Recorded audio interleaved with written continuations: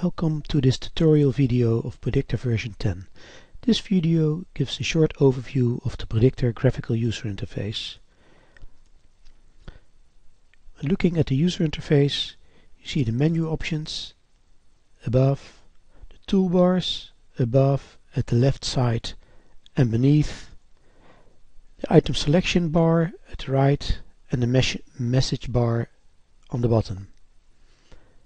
In the model you see the 2D view with the items. When you click on an item you see that it's selected and it's also presented in the list of selected items. With the right mouse click you get the mouse context menu. Right beneath you've got the snap option, snap to the cat background or snap to items, and also the multi-edit color. The mouse coordinates are shown at the left and also the model status is shown here. The main toolbar is always visible and it gives you the main group, the font size, the display profile, group reduction and the active period settings. Now let's have a short look at the Predictor software itself. So here you see a model and the toolbars on top, at the left and beneath the model. These toolbars can be configured with View Toolbar, and here you can select which toolbar you want to see, and you can customize the toolbars, which option you want to put on the toolbar.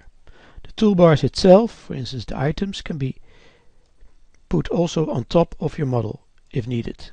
So here are all the input items for an ISO model: area source, emitting facade, emitting roof, line source, etc. Wind turbine, point source, moving source, etc. You can also dock this toolbar underneath or at the left or above. Here you see the main toolbar where you can select the groups, where you can select the font size, where you can select your display profile with or without group reduction, and where you can select the active period. At the right hand side you see a small handle. Here you can show your item selection bar or decide not to show it. If you show it, you see when you click on an item it's also visible in the item selection bar. If you select many items the list will be longer.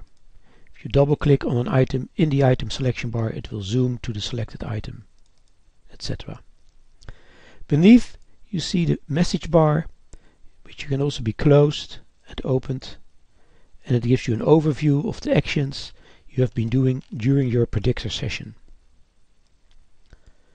You always look at the 2D view of a model once you have opened a model. Double clicking on items will give you the item property form. A building has coordinates with a height and some other properties like reflection factors, per octave and profile correction. Double click on the source gives you the attributes or the properties of the point source: the height, the source type, the sound power level, and the working hours for the day, evening and night period. A right mouse click will give you the mouse context menu. This is a short overview of the Predictor graphical user interface. Thank you for your attention.